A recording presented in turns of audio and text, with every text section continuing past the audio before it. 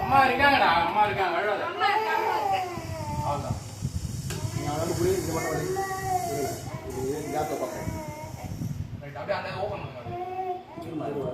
இந்த பக்கம் தலை இடிக்க கூடாதுமா, இந்த பக்கம்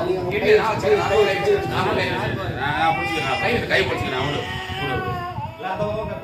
சரி சரி சரி சரி சரி. நான் கை வச்சிருக்கேன், ஒன்றும் பிரச்சனை இல்லை. தூக்க முடியுமா பாரு?